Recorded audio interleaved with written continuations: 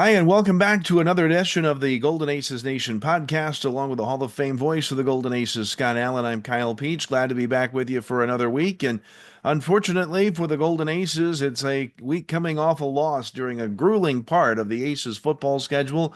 Mount Carmel fell for the first time in 42 years to the Olney Tigers Friday night at the Snake Pit. And Scott, you just kind of had a feeling that things may not go our way on Friday night.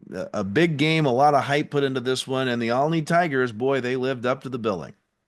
Well, they certainly did. Again, we've talked about this remarkable turnaround for that ball club from 0-9 a year ago. Granted, some injuries, but the fact is they didn't win a game, and now they're undefeated and still undefeated after beating Mount Carmel. And I think the youthfulness that we have talked about all year with this Mount Carmel Golden Aces team, I think it finally caught up with us a little bit. The Aces generally had a period of time where things didn't go well in that second quarter. We gave up three scores and ended up with four turnovers. I think three of them in that second quarter, and the mistakes that we had amazingly enough not seen out of this youthful club through the first 5 weeks of the season. Well, we saw it all in week six, and we dug ourselves too deep of a hole to come out of. Yeah, Mount Carmel threw an interception. We also fumbled the ball away several times on the night. It just was from the word go not a good night for the Golden Aces, and I think you said it exactly right. The youth finally caught up with us a little bit. You know, when you look at the stats of the game outside of the scoreboard, it was really interesting. Mount Carmel rushed the ball 56 times for 260 yards. We threw five times, completed three for 18. So we had 278 yards of total offense. Meanwhile, Olney rushed only 23 times. They threw only four times. They completed two of those. They had 270 yards of total offense. They had 8 yards less than the Aces did, but still were the victors on the scoreboard. That I think talks a lot about Mount Carmel's problems with the turnovers. Yeah, and we also saw another thing that we kind of feared. Is that we can move the ball okay, and we did, but we had to be about perfect, and so that we could see this coming as a problem because we knew we were going to run into somebody that challenged us, and we ended up with too many second and longs, third and longs, and really, for that matter, fourth and longs of a couple of occasions. And we just haven't really developed a plan B on offense. We've got the running thing down pretty for the most part, but we really don't have anything to fall back on when it doesn't work perfectly. And it didn't at times, and we didn't have a plan B, and thus we had trouble scoring. Yeah, couldn't get really much going. 6 points, all that the Aces were able to get on the board, despite a couple of deeper drives down the field. Again, turnovers kind of became large, but here are the Olney Tigers. They're sitting tied with the team the Aces face this week, and the Warriors of Casey Westfield for the top spot in the LIC standings. Of course, Mount Carmel would love to still find a way to factor into that. It's going to take a win over Casey and Olney to knock off the Warriors next week for that to happen. But nonetheless, the Aces still you get the sense still even that Mount Carmel is still kind of like the crown jewel of the LIC in that it becomes a bigger deal for everybody else to beat Mount Carmel, and it certainly was, obviously so, after 42 years with no wins, a big deal for the Olney Tigers, but it also speaks to the mystique that is Mount Carmel football. Boy, it really does. And, you could see it in the fan base of the Tigers, how they were almost delirious in their celebration. And why not, right? The 42 years of frustration. Granted, we haven't played them all of 42 years, but that's how long it's been since the last time they'd beaten a Mount Carmel team. And so it meant an awful lot to that to fan base, to that city, to everything else. It's almost a civic event the way it was. And you know what? In a way, you feel kind of bad that it happened, of course, but well, in a weird sort of way, you just sat there and watched the way they reacted to beating Mount Carmel, and it made you feel kind of proud in a way that the program has elevated. Mount Carmel's program has reached that pinnacle where it look at the way another team celebrated. A bigger school to start with, they have won plenty of conference titles in different sports of their own, but the fact that it was such a point of celebration for them when they beat us in football that it made you feel good in a way that it happened. You know what I'm saying? It's not good in why it happened, and you never feel great about a loss, but it was such an overwhelming feeling to just watch that team celebrate a victory over Mount Carmel. One victory over Mount Carmel in football meant so much to them that at some point you just doff your cap to them. Because it happened and that's what it is. And now we've got to react. At the beginning of the year, everybody thought that Casey was the team to beat. Olney has kind of proven maybe that's not the case, but I don't think anybody saw this Olney team and this Olney program making such strides this year. Nobody saw that on the radar. Maybe we should have, because now looking back, Olney probably had a lot better ball club than we thought last year, but they were beset by injuries and finished 0-9. But to turn it around the way they have and to watch them celebrate like that, man, oh man, it was something to watch. Yeah, no doubt. Coach Carmody, a great guy, a class act, seemingly, from what we've had our interactions with him. We got a lot of friends up in Olney too that make that one of the friendly rivalries I think that the Aces have built. Obviously, a carryover from the NEC, but probably one of the most tradition-rich rivalries the Aces still have in the LIC even now. Let's take just a moment and listen to Michael Brewer's post-game comments following the loss to Olney on Friday night. A tough one tonight, huh? Yeah, we didn't play well. We played poorly and didn't execute. And they're a good football team. You can't play poorly when you play good football teams. Yeah, just boy, the turnover bugaboo. We really had avoided that this year, but it all erupted and at once too. Yeah, so it was a combination of penalties, turnovers, and poor tackling. So just a brutal combination of errors there. Those are three things: turnovers and poor tackling. You're just not going to overcome those. The penalties are just kind of the icing on the cake there. So just too many mistakes. And again, if you play a good team, what did we lose the turnover battle, like 4-1, 5-1? Yeah, something like that. It was brutal. We got inside the 20 a couple of times in the first half, knowing that we got the ball when we come back out, right? So that was what we wanted. We wanted to be getting the ball in the second half, and we were trying to be in a situation where we could steal a possession and score and come back out and get the ball. And we had two possessions at least, maybe three in the first half inside the 20 down there, and we just shoot ourselves in the foot. And like I said, so the mistakes can't happen, and we got to finish drives. Well, so then you come out in the second half though, and we buckled down and got a score, and we took some time off the clock, but that's just the way we are. Yeah. We got to worry about later, but you had to score now, and we did, and then we generated turnover, and we got a little bit of hope there, and things are looking a little better, and boom. So did exactly what we needed to do coming out of the half. So that was good. We executed well on that possession and that drive. We got the turnover we needed, but then lo and behold, here come the penalties again, and we're backed up, and we're not in we're just not in a position that we're going to be able to play from, right? 3rd and 19 does not suit us and the way we're playing football right now. So again, but when we ran plays and we had penalties, we were moving the ball, we were going forward. Like I said, we were in the red zone several times, and then we would come up lame. Well, so I think Kyle's numbers actually had total offense equal for both teams. 266. So there you go. Yep. So we were methodical, and we were able to run clock, and trying to keep the ball away from them as much as we could. And we wanted to possess the football, but again, like when you do that, you have to finish drives. You can't give it back to them when you get in the red zone, and shoot.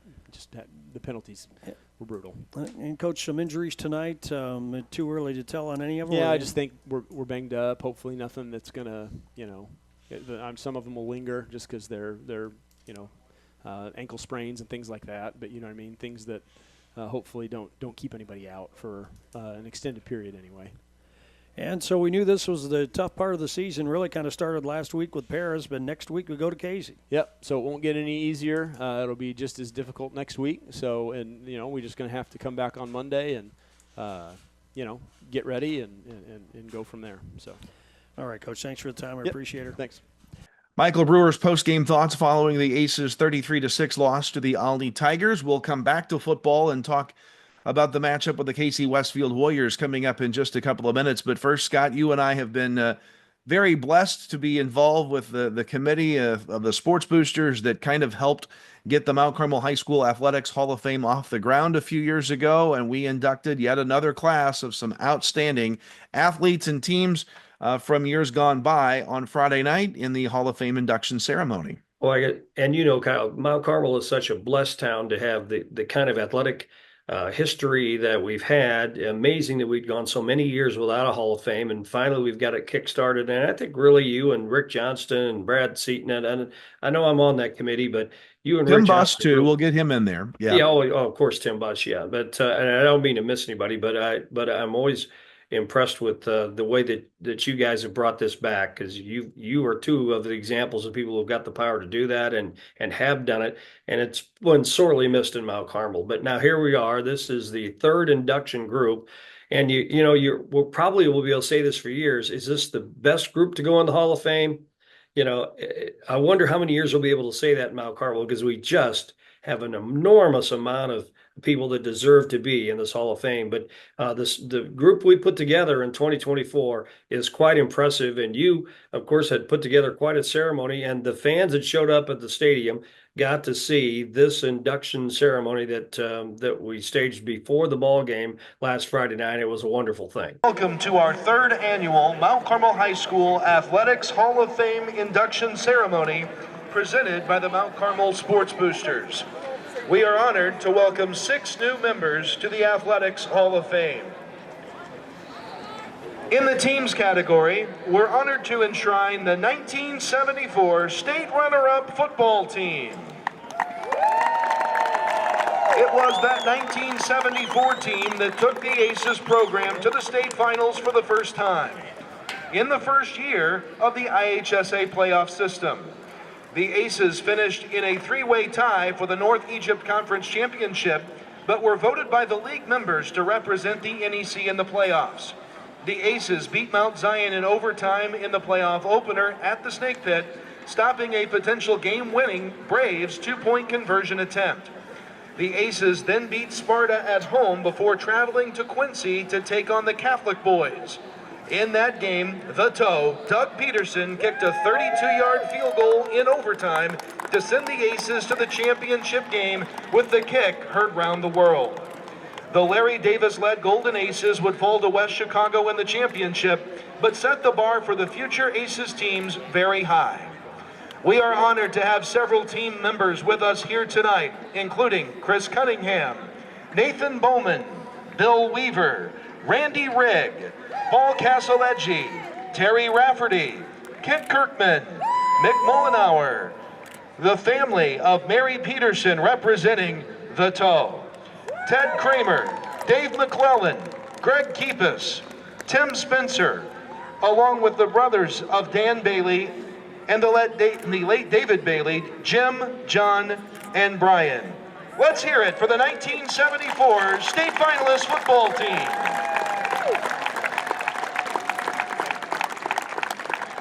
We're also here to honor 4 athletes tonight, including the first 3 female athletes to be selected since the Athletics Hall of Fame began in 2022. First, state high jump champion Jessica Bain Snow. Jessica graduated from Mount Carmel High School in 1999, winning the individual state high jump championship her senior year at 5 feet 7 inches. She was the USA Track and Field Junior Indoor and Outdoor Illinois State Champion in 1998. Jessica was a 2-time conference champion in high jump and conference champion in 300 hurdles her junior year. She set school records in high jump, 300 hurdles, 100 high hurdles, and as part of the 4x800 relay team. Academically, Jessica was an Illinois State Scholar and valedictorian. After MCHS, Jessica attended the University of Illinois, where she was a member of the track and field team and was a 3-time academic All-Big Ten team selection. Tonight she is joined by her husband Craig, himself a member of the MCHS Athletics Hall of Fame, and the rest of her family. We're honored to have them all with us tonight. Jessica Bain Snow.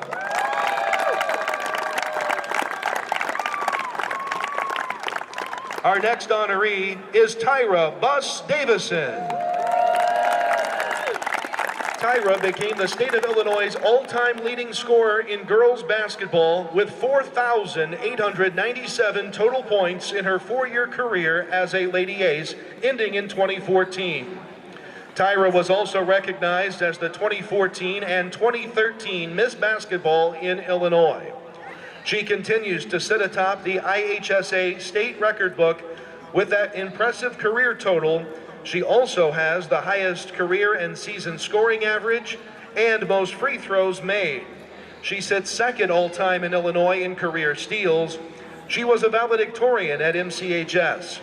Tyra went on to play college basketball at Indiana University, holding the IU career records in points scored, steals, assists, free throws made, and points per game.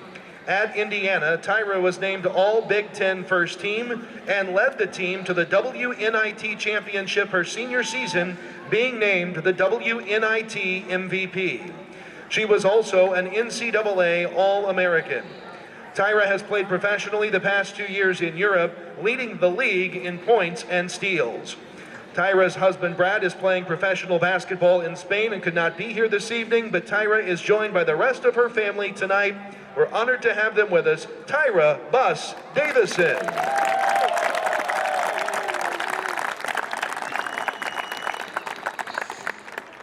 Our next athlete could not be with us this evening, Lauren Kiefer Nicholson.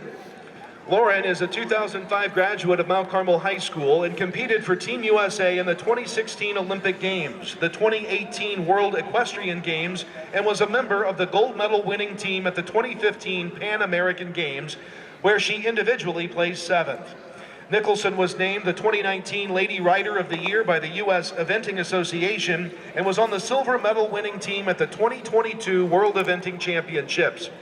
Individually, Lauren won the Pinnacle Cup trophy in 2014 and 2016 and continues to be recognized among the top riders in the U.S.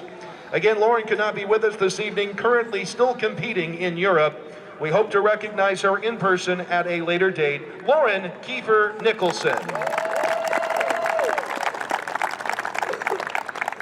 The final athlete being enshrined this evening is Sharon Lee Miller. Lee was the starting Golden Aces quarterback on 2 conference championship teams in the pre-playoff era. In 1960, he led the Aces to an undefeated season. He was named to the Illinois All-State team, and after MCHS, Lee was the quarterback at Western Kentucky University, where he started for the Hilltoppers for 3 years.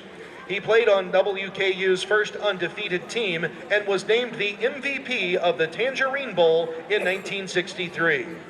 Lee was also named to the College All-American team and was elected to the Western Kentucky University Athletic Hall of Fame in 2016. We're honored to have with him tonight his wife, Brenda. Ladies and gentlemen, Sharon Lee Miller. Finally, this evening, we're honored to induct our first friend of athletics into the Hall of Fame, Tim Wachs. Tim has served as the timekeeper since his days as a student at MCHS and is a 1970 Mount Carmel High School graduate. Tim has served the district as timekeeper for over 50 years.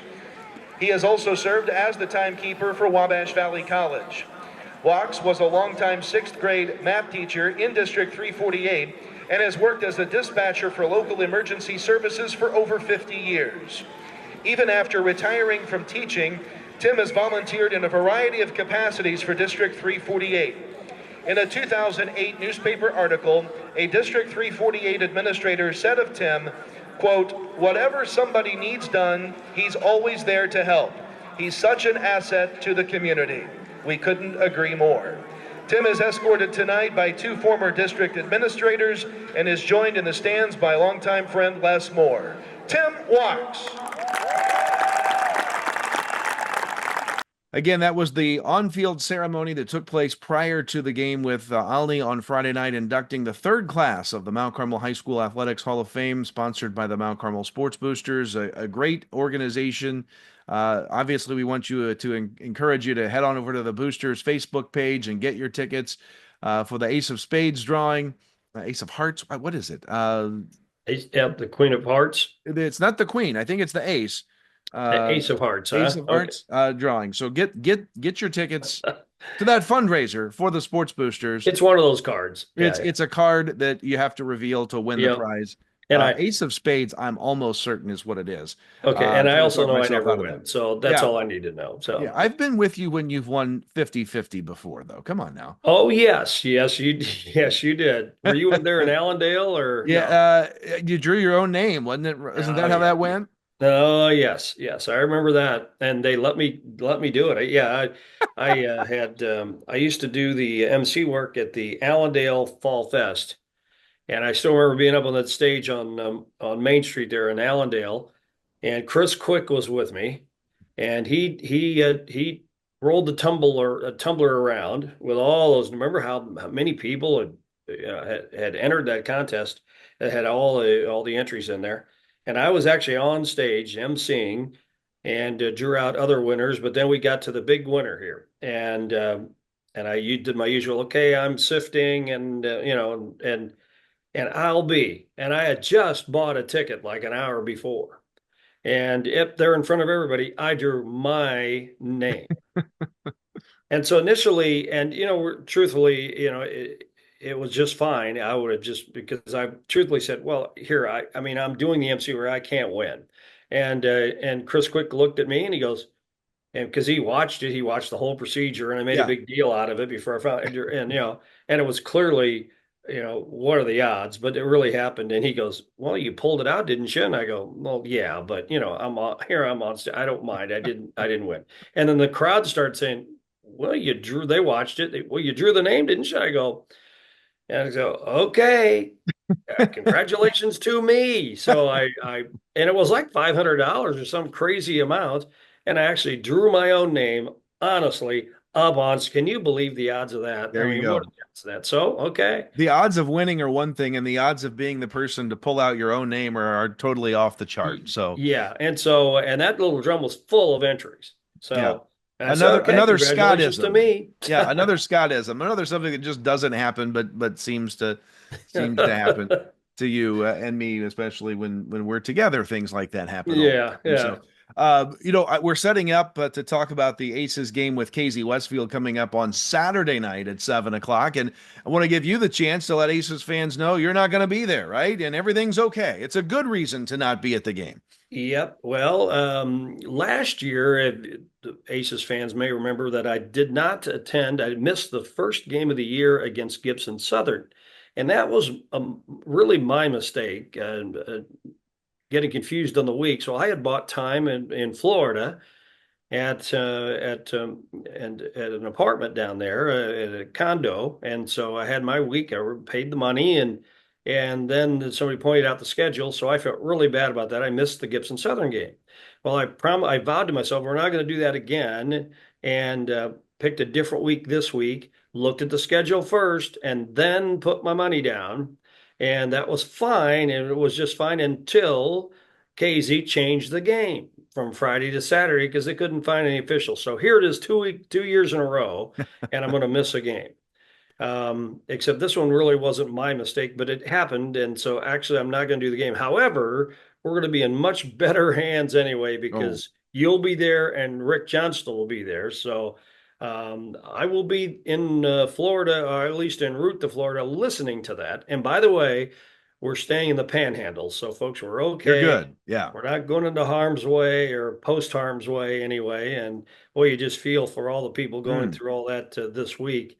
And I've been riveted at the TV watching WFLA and the Weather Channel and everything I get my hands on to watch this. So I've got friends in harm's way down there now, and otherwise I've visited places that are there that are right on the in the bullseye as well. So, but keep in mind we're going to be way up in the Panhandle at Fort Walton Beach, and so however, I was probably closer to being concerned when Helene came in because Panama City was right at the edge of the cone, and Yeah. then luckily that storm moved out to the east, so our area was not affected even by Helene. So don't worry, I'm not going to be there. But anyway, I will be listening with the rest of Aces Nation for you and Rick. So you got to get us a win anyway. Well, just know this: that the pressure is mounting because over these two vacation trips that you've missed games the last 2 years, we're 0-1, which means this week we've got a lot of pressure on us to come away with a win somehow,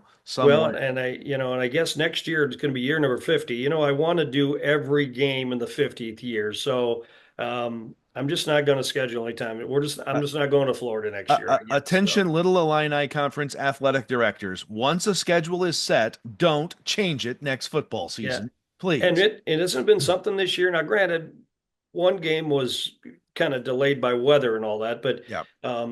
four of our games are not on Friday this year. What, three Saturdays and a Thursday, and none of them are because of Mount Carmel, as it turns Yeah. out. So Yeah, interesting. we've got Now, our schedules and officials set for a long time into the future, which is kudos to our athletic director, Kyle Buss, for doing that. And, the others that don't, who knows what situation they've had. Maybe they've had a change in the athletic department. Maybe they just didn't schedule that far out, not realizing how bad the official shortage problem was going to be, or vice versa. And also there was COVID, which kind of permitted every schedule in every sport to forever be changed, which kind of adopted that kind of new philosophy too. But boy, it's frustrating.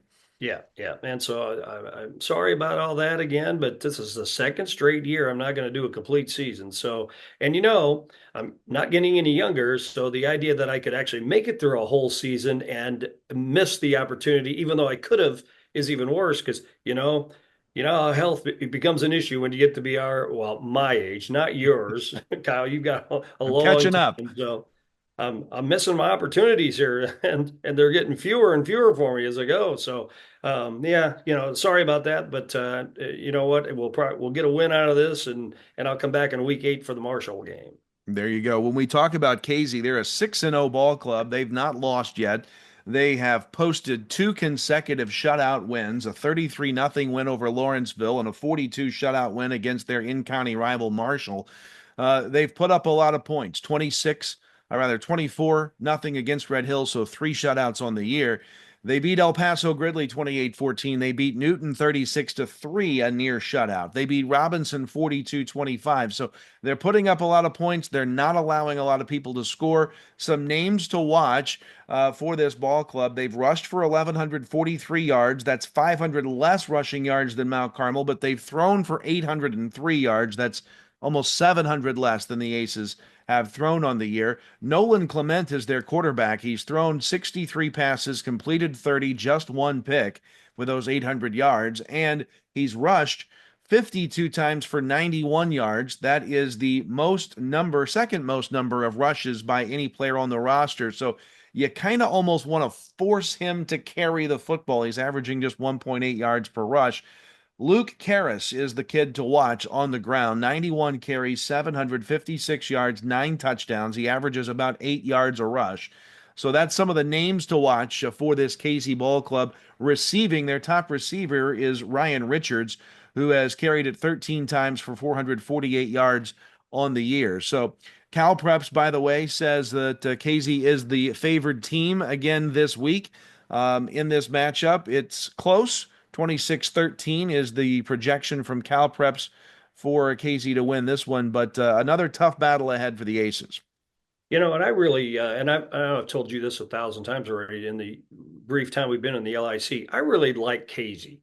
I just like their kids and their program, and the way they remind me of Mount Carmel in the Big 8 years. The little engine that could type attitude that we were never afraid of anybody in the Big 8, Jasper included. In fact, we may have had a little better collective programmatic attitude towards playing Jasper that everybody else feared them in that conference except us. And they didn't have that mystique to us that they did to everybody else. And yeah, I think Casey's that way. They're not afraid to take us on. They want to take us on. In fact, there may be a little disappointment in the air for Casey because they really thought they would be the ones to give us the first black eye in the LIC, and Olney just beat them to it. And so they're going to try to make it 2 in a row. But and so I almost a little luster has been taken off this game because of what Olney did to us last week. Casey won't get that opportunity now to be the first. And So I really, I think they're a good ball club. There was something about them that I really thought that we could hang in there and get an upset on. I still, of course, believe that. But I tell you what, though, they've thrown up some great defensive numbers as of late, which may make them the tough opponent that a lot of people had them pegged for anyway. The one thing's to beat somebody like a Newton or a Lawrenceville badly, to be projected to beat them by that many points, and then it's quite another to do it. The fact is, they are not only should be defeating Lawrenceville like that, they are doing it. So that's what kind of worries me about them a little bit. So it's still going to be a tough challenge, still going to be an uphill battle. But like I said, Olney may have taken the edge off this matchup a little bit too, and we'll see if Casey can stay focused. I think they can. Like I said, there's just something about that Casey mentality in football, and we're going to have to deal with that too this weekend. And remember, last year it was Casey who came to Mount Carmel and nearly did it a year ago. In fact, Mount Carmel had to make a late field goal by Shade Loudermilk to preserve the win in a year in which Mount Carmel made it all the way to the state finals. So this Casey team is for real. They're going to be good. They're going to be out for blood, thinking revenge from last year's loss, and they feel like Mount Carmel is primed for the picking too. So 7 o'clock for the kickoff on Saturday night. Live coverage on WSJD and on the News Channel 15 YouTube page. Internet connection pending in Casey. We think it's going to be all right, but life on the road, you never know. So we Pending. hope that Okay, works I out. like that Yes. word. Yeah, the internet pending, of course, on all those video live streams. Hey, let's talk some other sports news quickly. Wanted to certainly congratulate the Mount Carmel girls golf team again. They are 6 time in a row. They have six-peated as sectional champions, and they did so by an impressive total, heading back to state, where they will be the prohibitive favorite heading into the state final this weekend. Karen Kelsey's crew is something else. Maybe the story of the year, maybe the story of the decade, arguably, in Mount Carmel sports. How about those Lady Aces? Oh, just amazing. What a dynasty. I mean, the whole state is looking at Mount Carmel now. And through many of the years on this title run, we just haven't won our division. We've won the entire state. So when you look at the other winners too, granted different courses at different size schools, et cetera, but I mean, holy mackerel, it's just been amazing the run they've had. And there were those who didn't think it was going to happen this year. Not only it might just happen, but look at the records the gals have set this year, even after 3 wins in a row. So, and then there's people like me that, okay, we can make it 4 in a row, but really it's 5 in a row. When we've talked about that before too. So. Lady Aces fired at 287. Second place, Effingham St. Anthony at 348. So you can do the math on that. Scott's the math guy. 287 to 348. 61-stroke win. There you go. That just always impresses me when he does that. But 61 strokes, you got to bring out a calculator to figure out how much Mount Carmel wins sectionals and state titles for. Miley Kennard was the sectional champion individually, just a junior, with a 66. Emily Gottman, the senior, second at 70. Zimmy Moore was third individually at 73. Ava Brummagem was fourth. Actually fifth at 78, and Elise Swanson was sixth at 81. So we had 5 of the top 6 individual scores. That's amazing. 1, 2, 3, 5, and 6. Yes, in the final standings at for the entire sectional tournament. Yes, unbelievable. Yeah, and I talked to Karen Kelsey this week. She said that Springfield Sacred Heart Griffin will probably be the school that gives them the biggest run for their money at the state championship this weekend. So that's the school. And it's not this weekend. I keep saying this weekend. The IHSA's pushed it back. So it's another week delayed. They're going to be playing in the snow if they're not careful up north. It's not this weekend. It's next weekend. But we certainly wish them the best of luck. Also wanted to point out that the boys golf sectional came to an end. Mount Carmel did not advance anyone out of the play there, but did want to congratulate sophomore Hatcher Knipe. He fired an 84. Good for 43rd overall. Colin Kelsey also with an 84, the senior. And then the final Aces player that made the sectional field was Drake Stevenson. As a freshman, fired a 93, good for a tie for 81st overall out of 100 and some plus golfers competing at the sectional this week. So congrats to them on that. We're short on time, but also wanted to throw out that unfortunately the Lady Aces will not repeat as LIC conference champions, unless something miraculous happens out of their control. They had the big matchup with Newton on Tuesday night of this week and came up short. Newton won in straight sets at the Hilltop. So congrats to the Eagles on what will apparently be a conference championship in girls volleyball. But now the Lady Aces can set their sights on the postseason, which will be coming up here very soon. And one other note, the soccer postseason pairings are out. Mount Carmel will get Pinckneyville in a semifinal in their matchup here in a couple of weekends as they start to enter postseason play. Hard to believe that postseason sports in the fall season are up on us. Yep, and we're just about ready for the golf championship too. So Yeah. that's how much further along they are at this season. But you know what? It is October. Let's hope we have a good long fall and no snow on the golf course when it comes to state. We've had that before. We have, yeah. That's when I like to go play, when it's snowing and the ball gets lost, and I'm assuming it's in the hole because I can't find it. One last sports note. Did see Coach Matt McCarty, who's coaching cross country, post this here just today, as we're taping this on a Wednesday, that the junior high cross country boys and girls both qualified for the SIJHSAA state tournament, and that's the first time that a Mount Carmel junior high team has ever qualified for state in cross country, and both the boys and girls did it in the same year. So congratulations to them as well. And of course, that bodes well for the future when Matt gets a hold of them at the high school level too. Good No job, doubt. Coach. No doubt. Congrats, guys. Congrats to Aces Nation. Thank you for joining us. Partner, have fun at the beach this week. Oh, I certainly will. I'll be thinking of you as I'm sitting on the sun. You know, those are the best beaches in the world there in Destin and Fort Walton and that area and all that along the panhandle of Florida. And I'll be enjoying it. However, you know what? I will miss it for that 2.5 hour stretch anyway. So, hey, let's go get a win. Let's go beat Casey on a Saturday night, 7 o'clock kickoff, the 1 hour pregame show on WSJD.